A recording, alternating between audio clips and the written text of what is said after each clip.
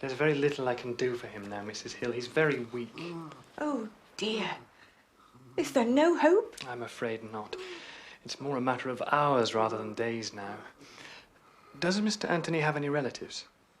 There's a brother, Henry, but they haven't spoken in 20 years. No one else? Well, yes. There's Mr. George, his nephew in London. I expect he'd want to know.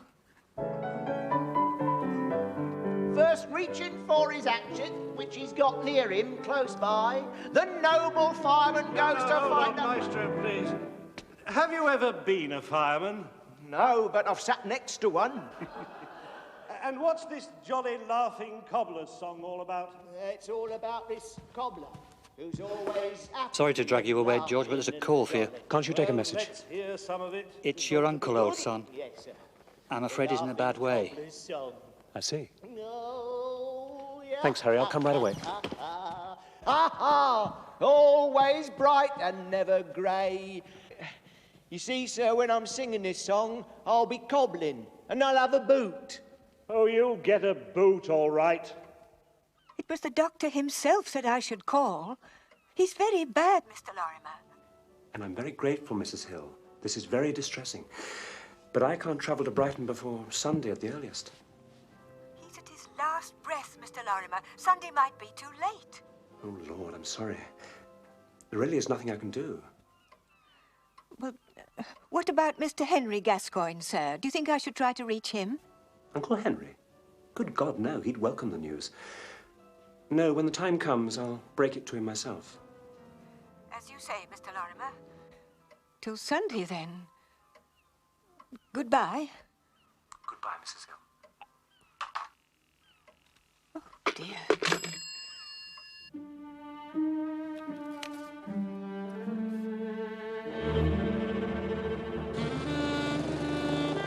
Following England's defeat in the first test at Trent Bridge, the selectors have made 2 changes. R.A.S. Wyatt returns to captain's side and Bill Bowes is preferred to Mitchell. The team is Walter, Sutcliffe, Hammond, Hendon, Wyatt... The English enigma. Peary, Verity, Farnes and Bowes. I know not of any other game where even the players are unsure of the rules. Thank you, Miss Lemon. Aussies are one up already. You can bet the Don will be looking for 3 figures at the hallowed ground. Hastings, I have no time for this Don and his crusade at the hallowed ground. I have a dinner engagement with my dentist. Your dentist? Positively morbid. But you're always trying to avoid him. Not at all. Off duty, he's quite charming. Besides, he likes to see the end product at work. For England, Bowes and Farnes, who returned to excellent figures of 5 for 102.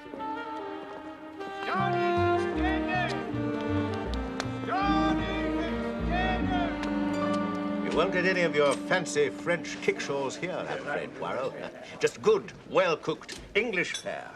And I could ask for nothing more, Bonington, my friend. Yes, well, I place myself in your hands unreservedly. Yes? Absolutely. Ha! Yes. Well, where's Molly? Yes, sir.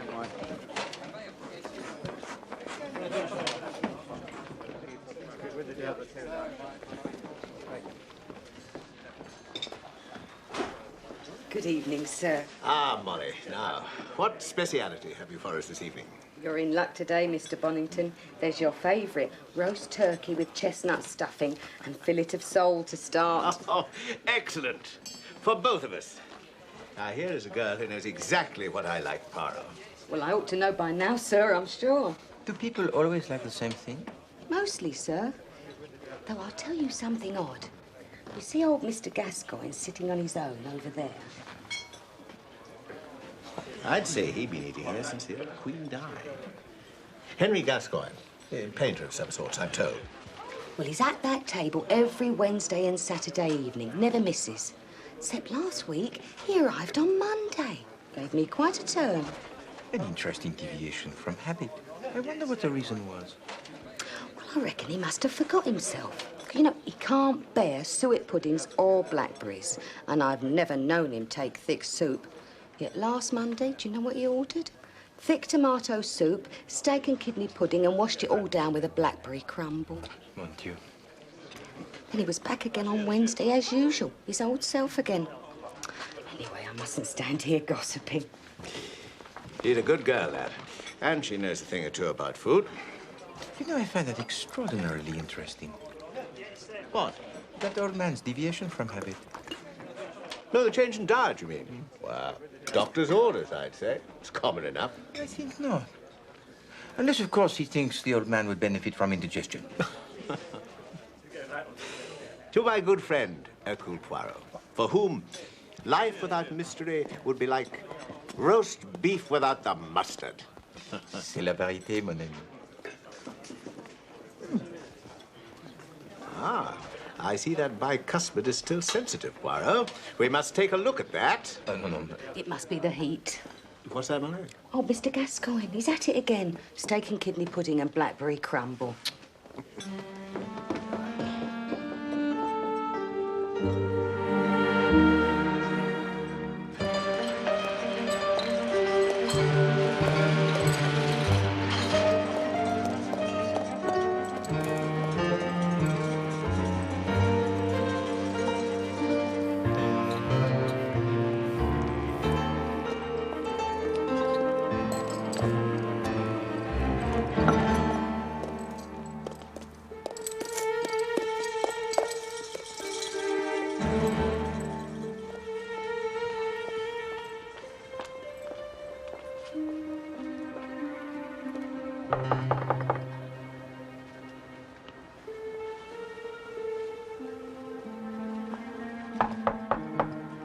Hello?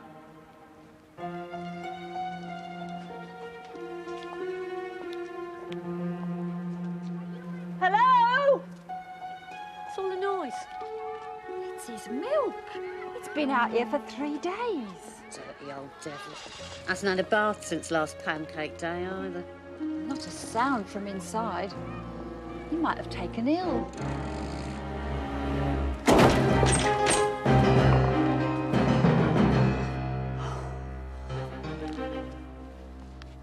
Cold as ice. Oh, poor love. Must have taken a fall.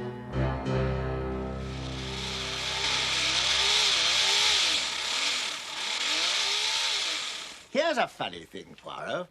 Remember that old fellow we saw at Bishop's the other night? The one that Molly remarked on, about how he changed his diet. Try not to talk.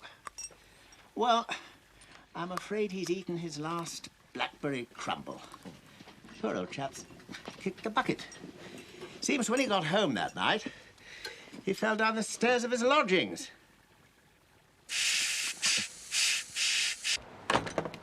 Yes, he's lived here as long as anybody can remember. Kept himself to himself. You never spoke? Well, we'd pass in the street of an evening and say hello. Except last week, I might have been a ghost. He walked right past me and never said a word, he did. Excuse me, madame. Do you remember which day last week? Who are you, anyway, asking all these questions? Who's he? He's not English, is he? I'm begging your pardon. He's Hercule Poirot, private detective. Madame. Oh, yeah, well, they all say that, don't they? You tell him it was last Saturday that old Gascoigne passed me by in the street. It was the last time I saw him alive. Saturday.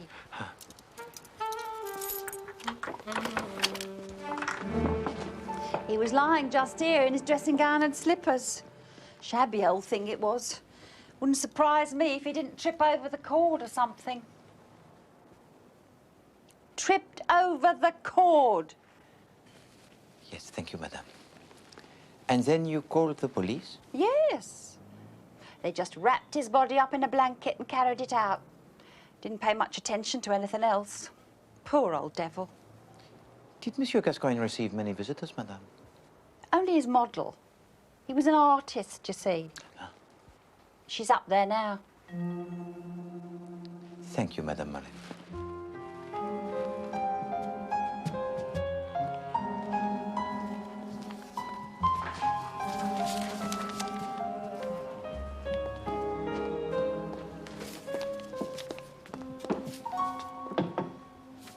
Excusez-moi, mademoiselle.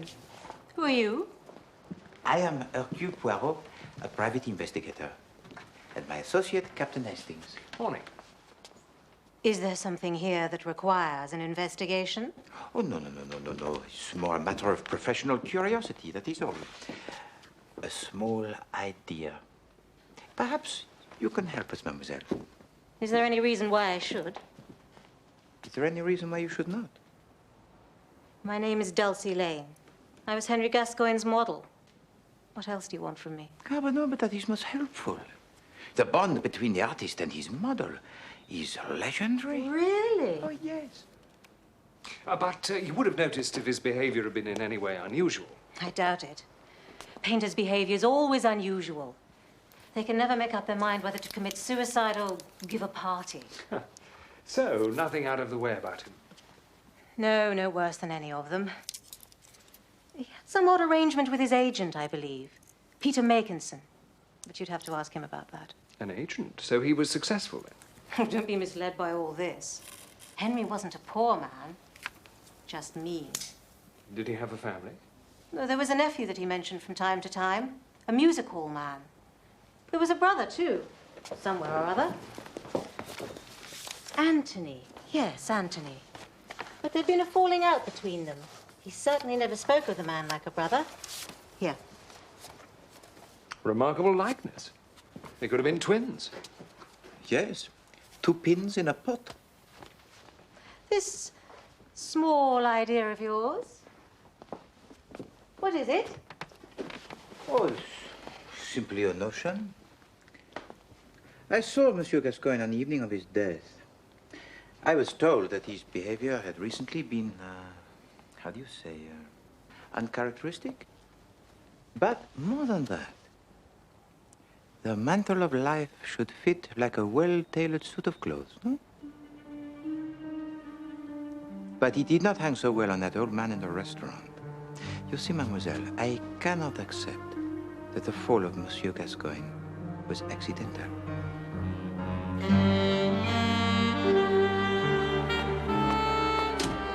Hardly the kind of woman to push an old man to his death, Poirot. Ah, the auburn hair, mon ami. Always the auburn hair. No, I just find it pretty hard to believe, that's all. Well, she did not seem to be unduly upset by Monsieur Gascoigne's untimely demise. Oh, why should she? What about that brother, Anthony? Yes, we need to find the brother, but also the artist's agent, Peter Makinson. Thank you, driver.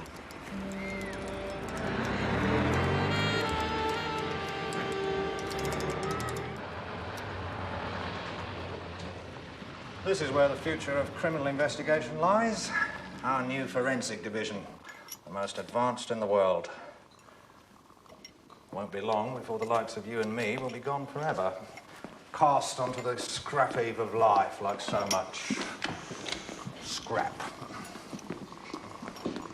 And you think there is nothing to save us? Not even all those little grey cells of yours, Gascoigne eggs. We'll all be extinct, Poirot. Dinosaurs.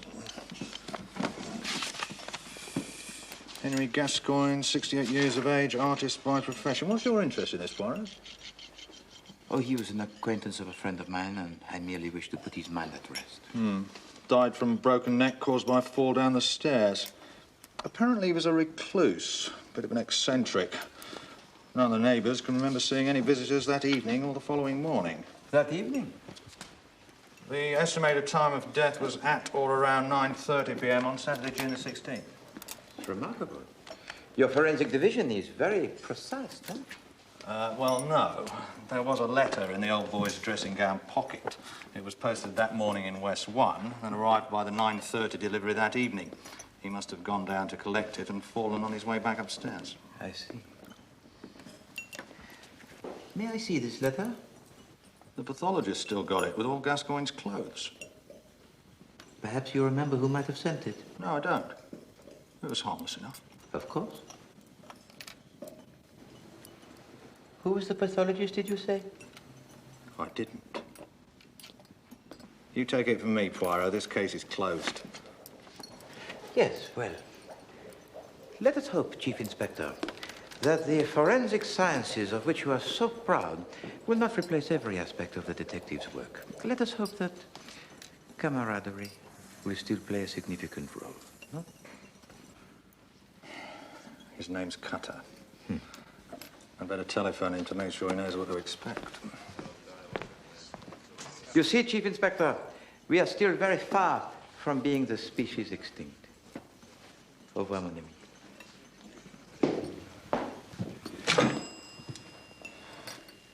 Strong-looking fellow. Had years in him, I'd say. Still got his own teeth. Gascoigne? And the cause of death was a broken neck? Yes. Second and third vertebrae here and here. You will also notice extensive bruising to the rib cage and to the arms and legs, consistent with a steep tumbling fall. Down the stairs, yes. Is it possible that Monsieur Gascoigne might have suffered a seizure of the heart or perhaps that of the brain?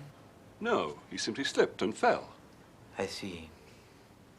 I believe you were able to determine the time of death with some accuracy.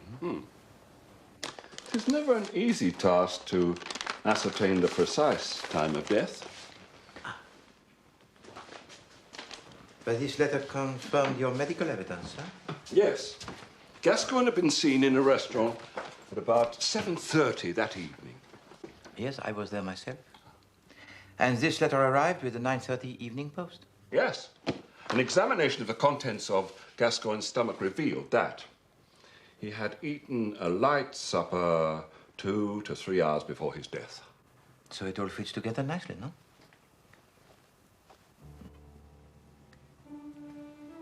May I please borrow this letter, monsieur? Well, I'm sure you can be entrusted with its safekeeping, Mr. Poirot. Of course. Are you sitting down, Hastings? Yes, yes, I am. Very good. I'm coming. Oh, fine, fine.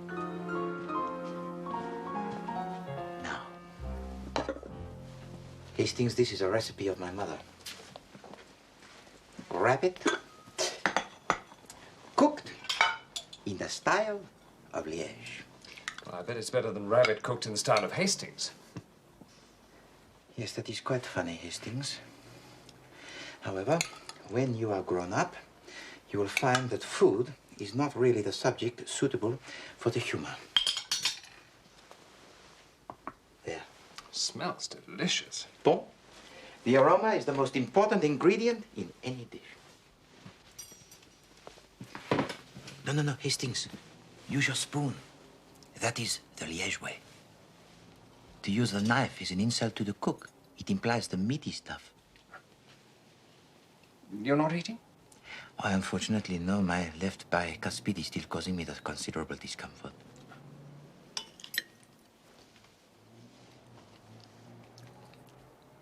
Is it good, Hastings? Please, do not be stinting with your praise. Oh, it's wonderful.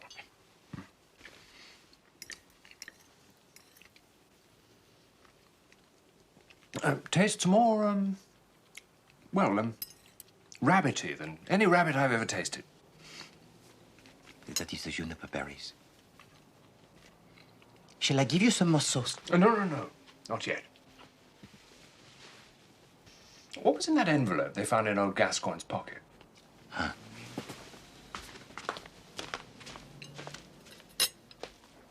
You are invited to a preview of contemporary European paintings recently acquired by the Farringdon Gallery. This may be both informative and pleasurable, Hastings. And it's tomorrow.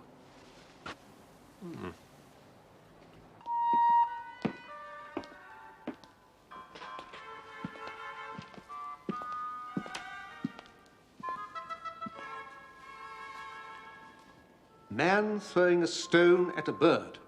Really? Which is which? Jean Miro, Hastings, an exponent of the surrealist vision. A work inspired by the dream, no? Yes, a man with a most individual imagination. Is there some way I can help you, gentlemen? My name is Makinson. Peter Makinson? The agent of Henry Gascoigne? Yes. What a tragic loss. I understand that your contractual agreement with Henry Gascoigne was an unusual one, monsieur. Unusual? Have you ever heard of an artist who wouldn't sell his paintings? Wouldn't sell? You mean not at all? Well, that must have made your work impossible. Oh, I could sell the smaller pieces, sketches and watercolors, but the oils were never to fall into the hands of the Philistines. His name for all collectors and dealers. So, no one actually owns a Gascoigne painting? We made gifts of some, gestures of friendship. I have a small collection, and Dulcie Lane, his model, has several works. But he was a man of few friends. And now, of course, after his death, his paintings can be sold. I imagine that would be so. And you, monsieur, you are free to sell your own collection, yes? Look, what is all this about? You're not a collector, are you? No, monsieur. I am Hercule Poirot, a private detective, and I am investigating the circumstances surrounding the death of Henry Gascoigne. I see. I see. Perhaps we'd better talk about this in my office.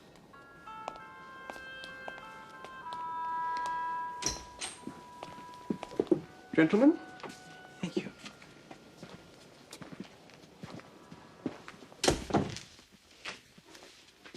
Ah, that is a picture by Monsieur Gascoigne, is it not? But not his usual model. No, that was painted years before he met Dulcie Lane. She is Charlotte Gascoigne, a rare beauty. His wife? No, Charlotte was married to Anthony Gascoigne, his brother. There was, I understand, some ill feeling between them.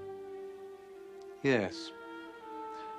Henry arrived here one day with this painting and asked me to take it into safekeeping. For what reason? I don't think Brother Anthony was keen on the idea of his wife's naked body being displayed in public.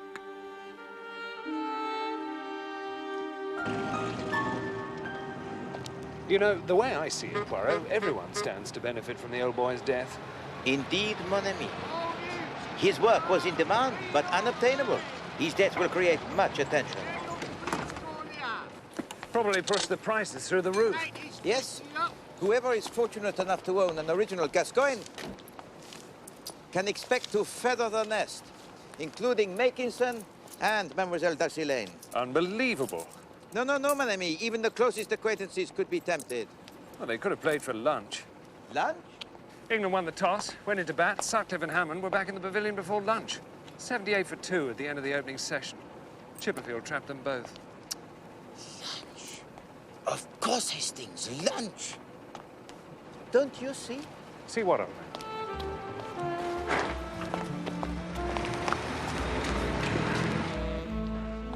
420 blackbirds baked in a crumble.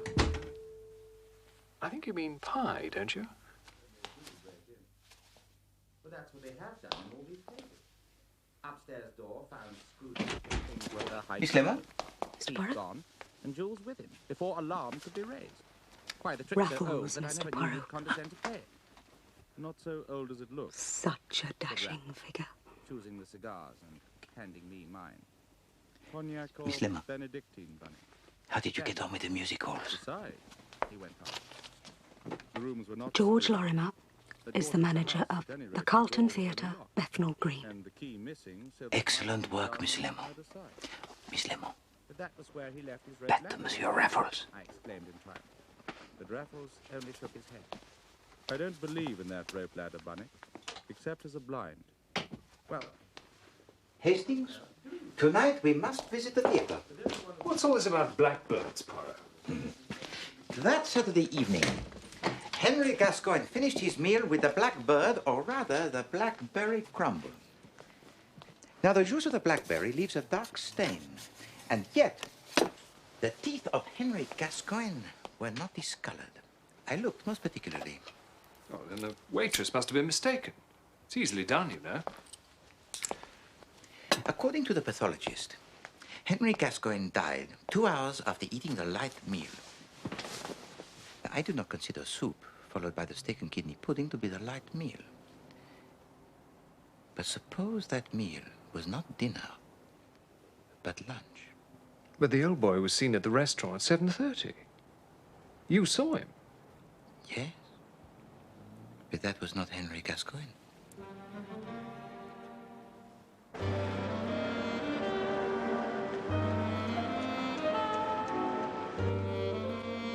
That Saturday night, mon ami, I dined not with Henry Gascoigne, but with his murderer. Henry Gascoigne was already lying dead at the foot of the stairs. And the killer, disguised as the old man, was able to leave the scene of the crime without arousing suspicion. Not quite. He walked past the neighbor, Mrs. Mullen, without so much as a good day. But why take the old boy's place at the restaurant? To make it appear that Gascoigne was still alive. So the question is, who could imitate Henry Gascoigne? I vote for the brother. Well, Hastings, it would certainly take a long stretch of the imagination to see Miss Dulcie Lane in the white wig and the whiskers. Steady, Poirot. Thank you, ladies and gentlemen. Miss Lane. Next class, same time tomorrow. Oh, Mr. Robinson, could I have a word, please?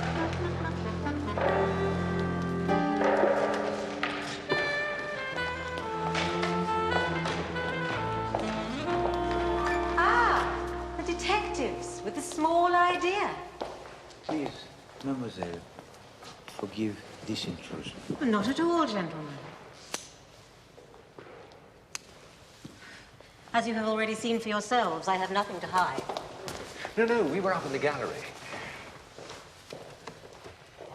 Miss Lane, I am now completely convinced that the death of Henry Gascoigne was deliberately arranged and by someone he knew well.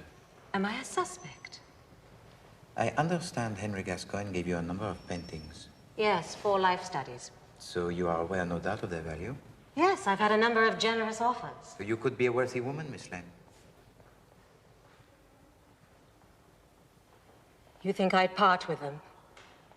At any price?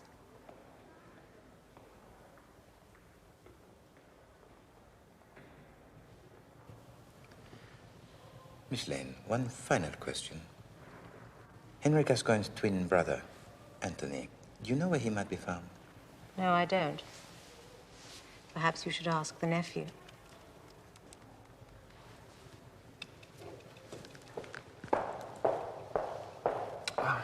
Thank you, Miss Lane.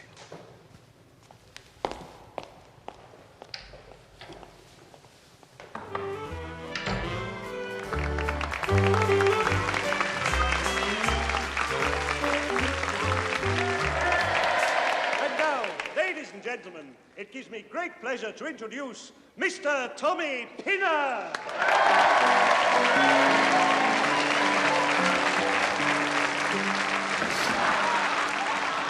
Well, who better to masquerade as the old man than his twin brother? Yes, the idea seems most attractive, mon ami.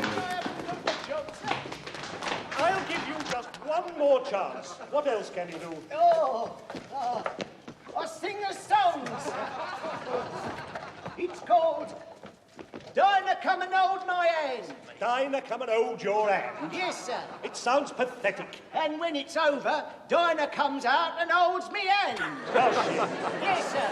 And that's the end. It certainly is. It's awful. Atrocious. Atrocious, sir? Yes. Oh. And the fireman, sir? Oh, that. Worse still. Oh, but, sir... Well, what now? Do you want a sword swallower?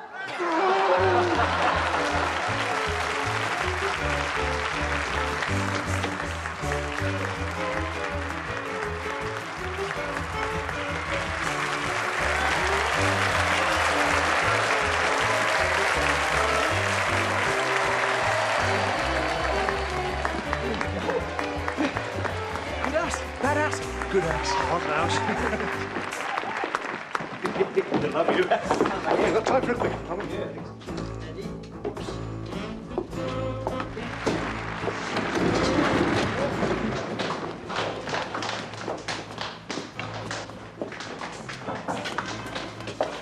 Come in. Monsieur Georges Lorimer? No, actually, I'm Harry Clark, George's assistant. He's not here tonight. Can you tell me where I might find him this evening, monsieur? Well, I'm afraid not. He's out of town. In Brighton, attending to his uncle's funeral arrangements. In Brighton? Yes, is there something wrong? No. C'est difficile, monsieur. You see, we were led to believe that Henry Gascoigne would not be buried until next week, and then here in London. Henry, you've got the wrong chappie. George was talking about his Uncle Anthony. Died last week. Anthony? Yes, funeral's tomorrow.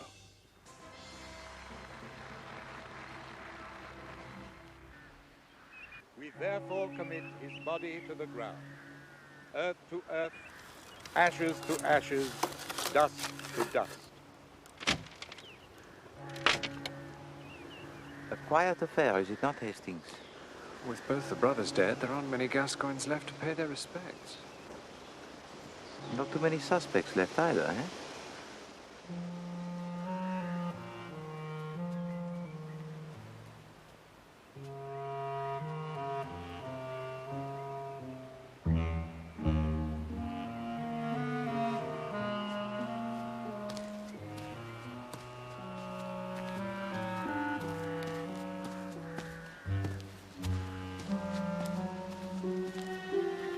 I'm Lorimer. George Lorimer, Anthony's nephew. Captain Hastings.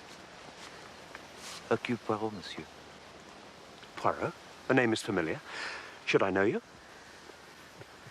Perhaps Henry Gascoigne might have mentioned me in passing. Ah, you knew Uncle Henry? I was an acquaintance, but many years ago.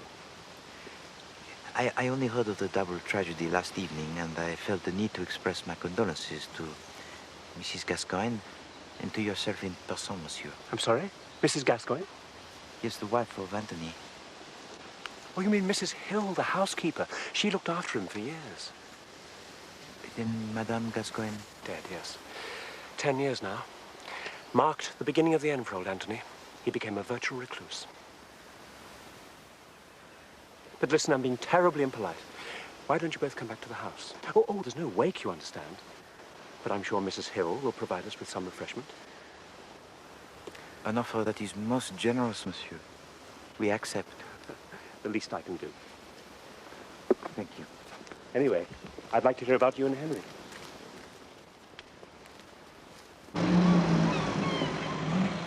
Henry's passion for painting once lit small fires of my own imagination. But alas, my talent as a painter was not as great as my ambition. May I be of some assistance, Mrs. Hill? I can manage very well, thank you, sir. Thank you.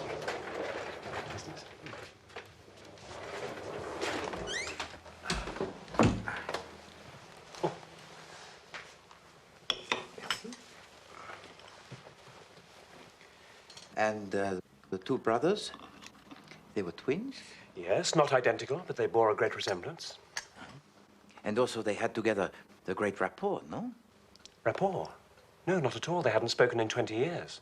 Sacré. What could have caused such disharmony? Well, years ago, Charlotte was Henry's model. But that's too light a word. She was more his inspiration. Ah, the muse. And then along came Anthony and stole the girl's heart. He whisked her away, leaving his brother a broken man. And the wounds from such a battle run deep. Well, their differences are well and truly buried now. They both had a good innings. Up stumps and back to the pavilion. If you'll excuse the expression.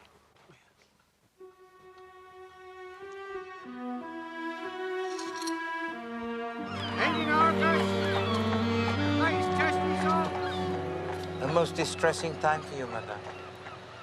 Nursemaid and companion I was. Cook and cleaner all those years.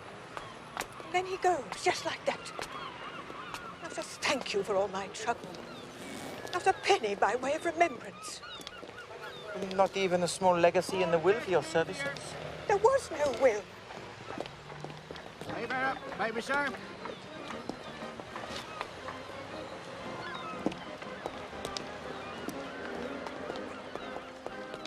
Get your taxi, huh? Henry, expect it all goes to him, the next of kin. His right, I suppose, though he doesn't deserve any of it. Wouldn't come to see his uncle when he was at his last breath. Thank you so much. Let's get your flags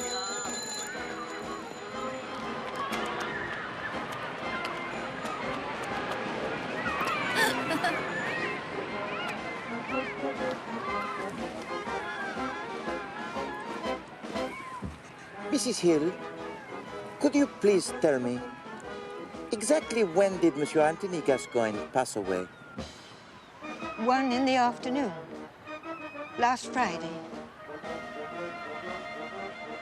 There was just me and him at the end.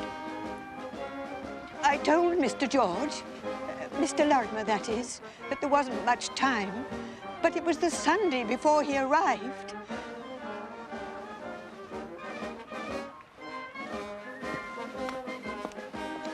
By tea on the second day, the Aussies are 63 without loss, chasing England's first innings total of 440. Leyland made 109 and Ames 120. You know, that's the first time a keeper's made a century in a test. Wonder if the weather will hold there. Hastings, the crickets. It occupies too many of your little grey cells. Mrs. Hill, thank you so much for giving us of your time. Would you like us now to walk you back to the house? No, thank you, sir. I just want to sit and listen to the band for a bit.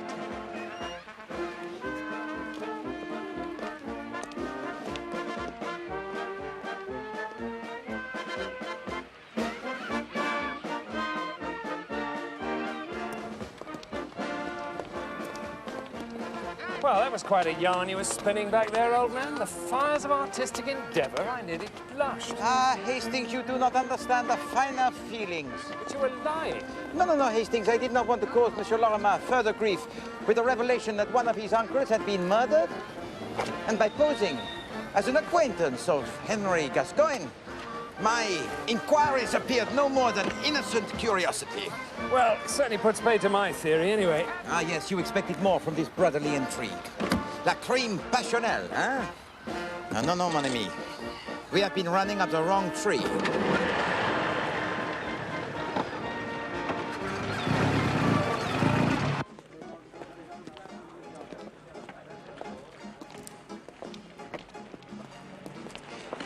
Twice every week, Henry Gascoigne walked from his house here to the bishop's chop house. So he was a man of routine. There would be no variation. Now that Saturday evening, after the impostor had pushed Henry Gascoigne to his death, he would have followed this route as a matter of course. Hastings, where of an evening can a man be seen to enter a place as one character and emerge as another completely different character? Well, if he was a boarding house or a hotel. Without arousing the slightest suspicion? After the masquerade at the restaurant, he'd need to abandon his disguise. He would want to change back into his own clothes in a hurry and secure his alibi. Discretion would be the problem. I think I have seen the answer, mon ami.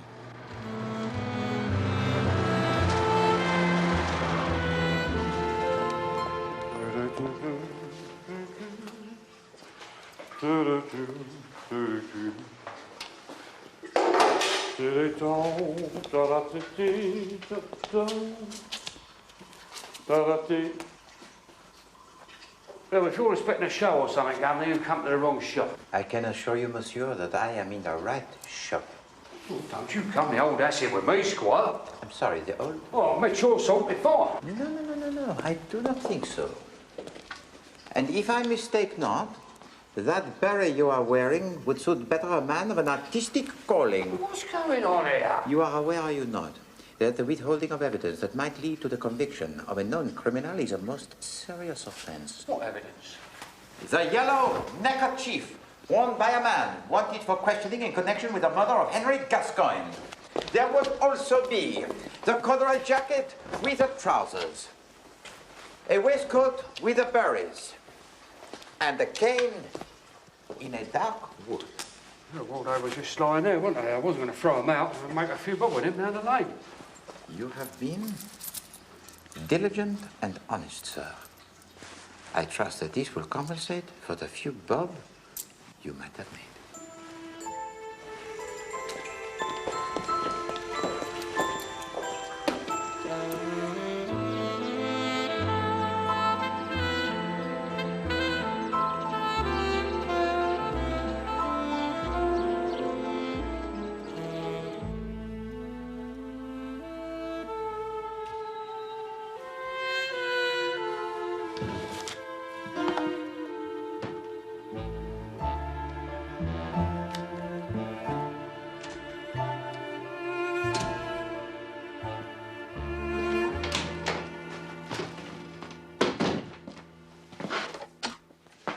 Well, Dulcie Lane was sitting for a life class from 1 until 5 on Saturday afternoon, so we can eliminate her.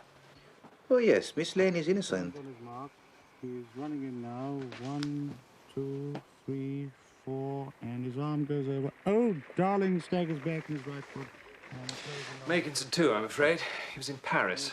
That brings us back to square one. No, no, mon ami, far from it. We are about to make our final move. Kindly ask Miss Lemon to get me the Chief Inspector Japp on the telephone. A quicker ball this time. Oh, Darling miscues. The ball's in the air, and Sutcliffe's taken it. A simple catch, and Darling is out for North. That's Verity's third wicket of the morning. Australia now 204 for 4.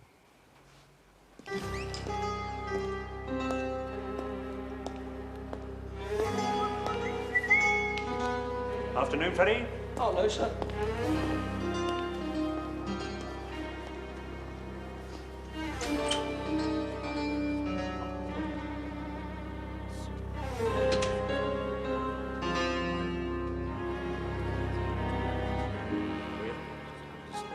Ah, Monsieur Lorimer, I am so glad. Please, to come up here. Poirot, what's going on?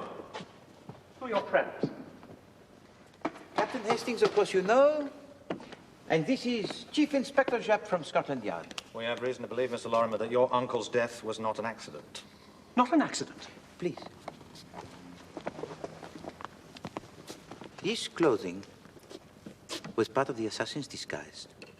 It was discarded close to the bishop's chop house after he had masqueraded as your uncle following the murder. The strands of white hair are from the wig, sir. The darker hairs would be the guilty parties. They should be an easy match. Wigs? Masquerade? Yes, a devious finale to a most sinister plot, monsieur. You see, that Saturday evening, after he had pushed Henry Gascoigne to his death, the assassin searched through the correspondence on his desk. He retrieved this envelope, which he had sent the day before. Now, what could be more innocent than an invitation to an art gallery, eh? However, he had one last artistic task to perform. But he was not a skilled craftsman. Regard? He changed the postmark from the 15th to the 16th and smudged the mark on the blotter to further conceal the forgery. He placed the envelope in your uncle's dressing gown pocket, and then, disguised as the old man, he took his place at the bishop's chop house. And so it appeared that Henry Gascoigne had fallen to his death that Saturday evening, oh yes, but after the 9:30 post had been delivered. Whoever could do such a thing? Oh, well, at first I suspected his colleagues, but they all had the solid alibis. And then naturally I turned my attention towards his family. But Anthony was dead. It appeared that you were the only living relative, and of course you were. And where were you when your uncle was murdered, monsieur? Where was I? Well, I'd have been here at the theatre for the second performance. Of course. Oh, yes, but that would have been a Saturday evening, Mr. Lorimer. Neither the staff nor the artists here can remember seeing you on that Saturday afternoon. At which time I would say you are attending to some business, yes? Yes. The murder of your uncle. You think I killed Henry? This is madness. I had no quarrel with him. After Anthony's death, Henry was the only living relative to stand between you and the Gascoigne estate. This is a lie. A damned lie! We have acquired a sample of typeface from the typewriter in your office, monsieur. I am certain that it will be the perfect match with the address on the envelope. The signature of the murderer.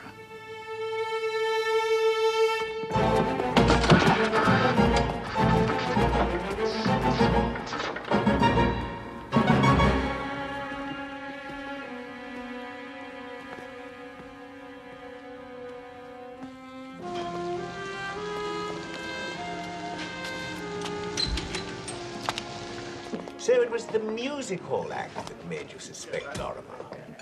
Well, it was a very good impression of an old man, and Lorimer must have seen it many times. Indeed. And Lorimer had been ready for many weeks. And when Mrs. Hill, the housekeeper, telephoned with word of Anthony's imminent death, Lorimer knew that all of Anthony's money would go to Henry Gascoigne because there was no will. But why on earth would Lorimer masquerade as old Gascoigne on the previous Monday night? Dress rehearsal. Had to be sure of the disguise on the night. He nearly got away with it. Yes, but you cannot play Othello simply by blacking your face, eh? You have to think like a Moorish general.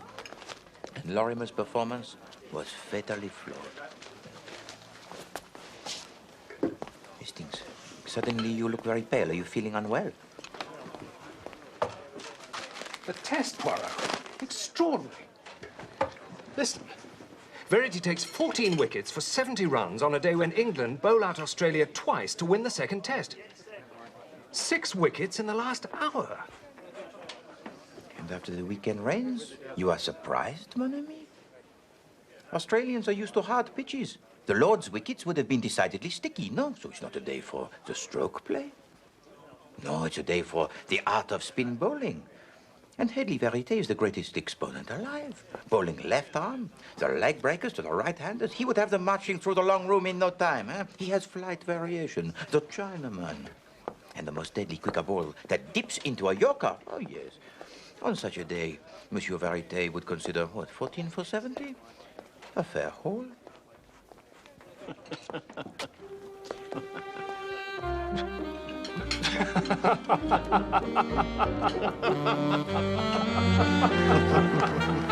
ha!